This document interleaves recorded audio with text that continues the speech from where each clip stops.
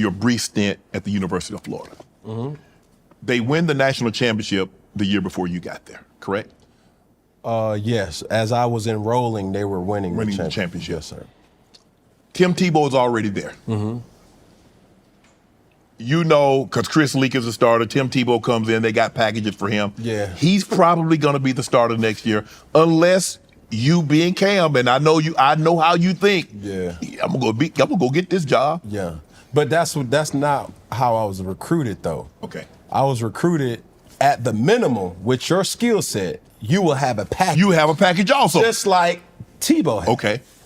And that wouldn't. Okay. Oh, okay. Hey, y'all won the national championship. A lot of these guys coming back. I could do that. You know what I'm saying? Like, I'm looking at the style of runs, and I'm saying to myself, like, that's me. I could do it. That's me. I had to get my feet wet in the SEC as a freshman. 4 plays a game just to run. Man, I could do that. Fuck. I mean, let's play linebacker early on in my rec ball, and then I transitioned into running back. Right. Then that transitioned into I could throw the further. So now you could play quarterback. Right. So these things is a part of my whole thing that embodied who I was as a player. So you get there, and it's not shaping up kind of how what they had told you or the way you envision it, because all of a sudden you're not getting these 4 to 5 plays a game. Right. And so did you have a conversation with Urban? Urban he didn't want to talk to me. I wasn't important enough for Urban to talk to me. And granted, you got to think about it like this. Do you even have a voice to talk when the person you're trying to talk about is the Heisman frontrunner? Yeah. So I had a conversation with my father to say, like, Pop, it's time to kind of rethink this thing, because I would not have wanted a backup to me to have the energy to say, I only can play if he get hurt. I'm not that type of person. Right. You don't want to put that negative in. I'm an ultimate pro. I'm an ultimate teammate. Like, I wanted people to succeed. You see what I'm saying? Like, I didn't want Tebow to get hurt. He's the greatest college football player to some people. You know what I'm saying? And it's subjective. If not number one, he top 5. Right.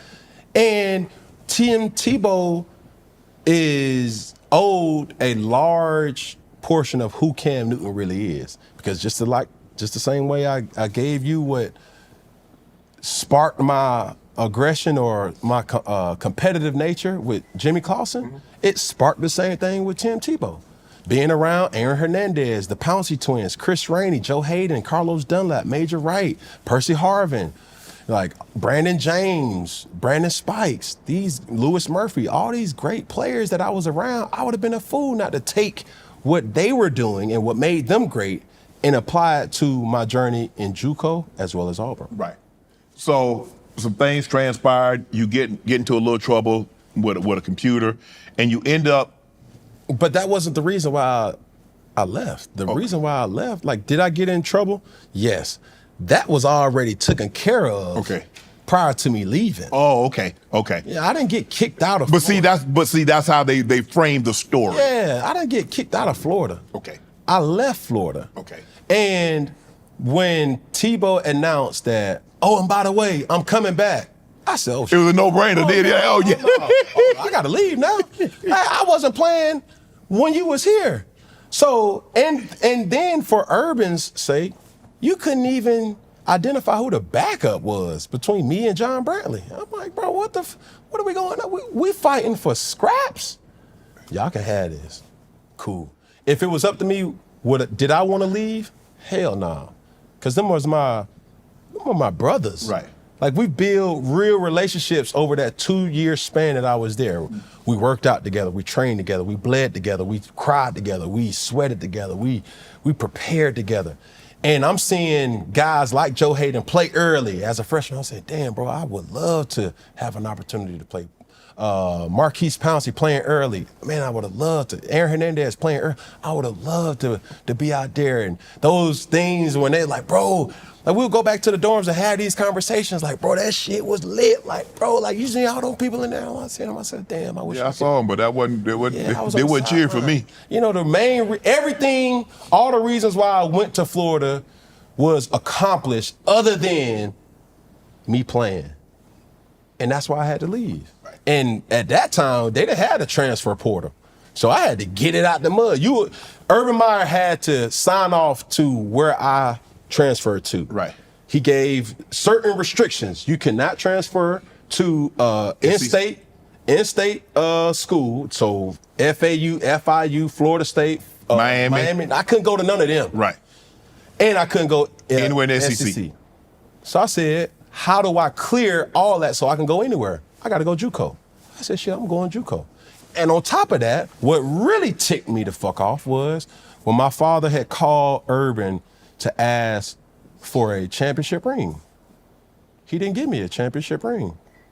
So that really was my driving force to becoming the player who I was. I said, don't worry about it. I'm gonna go get my own. Got one at JUCO, got one at Auburn. You could make the case, given the talent that you had at Auburn on the offensive side, Cam, you had the greatest offensive season for a quarterback in NCAA history.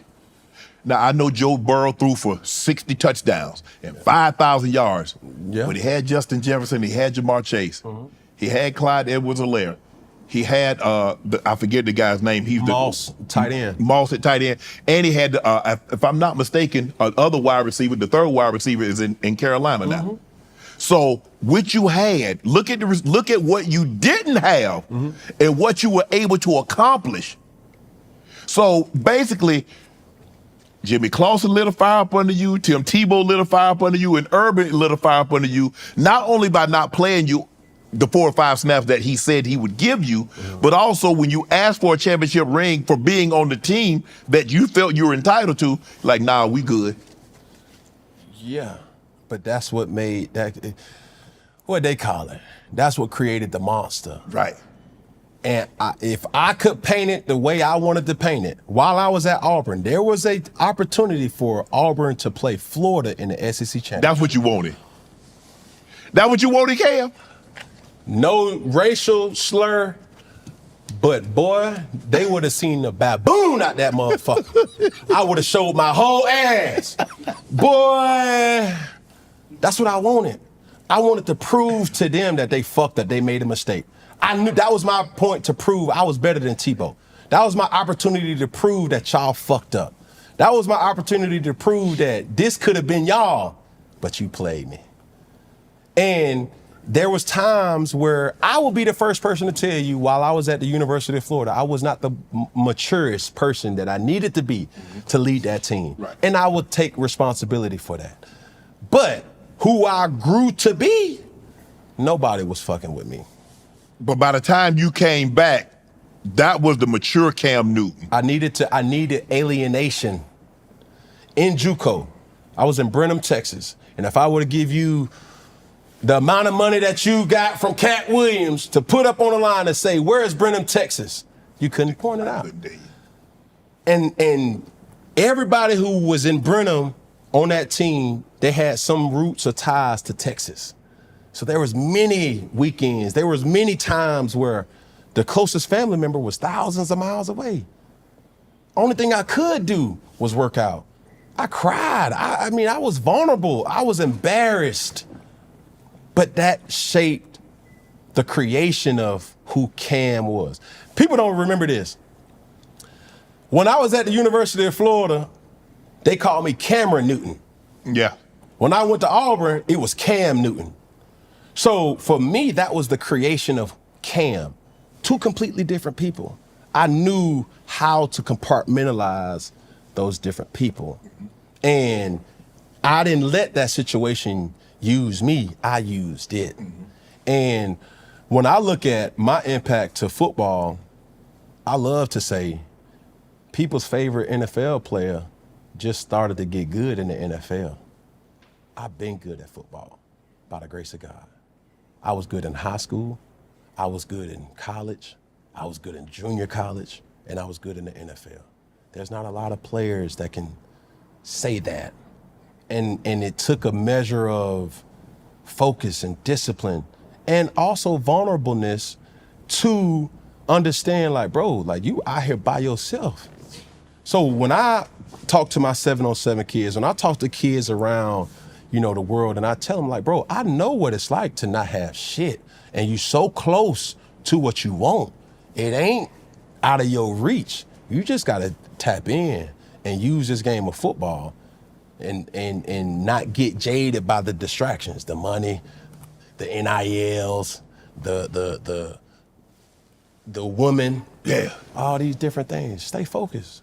When you look at that roster, you mentioned Percy Harvin, Brandon Spikes, Joe Hayden, Dunlap, Janoris Jenkins, Mike and Maurice Pouncey. Percy said he smoked weed before every game. Yeah. Did you you guys party that hard, Cam? Damn. Shit, we was untouchable in Gainesville, I ain't gonna lie. And I was so disappointed in the documentary because they left out so much. What did they leave out? Shit, Percy, go talk to Percy. Shit, go talk to Charlie Strong. Shit, go talk to Joe Hayden. You see what I'm saying? Right. Ask them the real. And they would have did that shit for free. Fuck all the Netflix deals and all that shit. Like, we need to tell, you want to tell the real story? Shit, that was a very toxic locker room where we still had success. But damn, it was a combination of a lot of talent that was boiling over. Right. And there was times where it was just unmanageable. Right. And then there was also times where it was a thing of beauty, where it was a competition every day, every practice. Like, we competed. And even though Tim Tebow was a person who I wanted to be better than, Tim Tebow made everybody better because he competed. Right. That energy that he had, that screaming, that roaring, and that that's something that I could connect with. Right. And he connected with everybody else, even the stadium.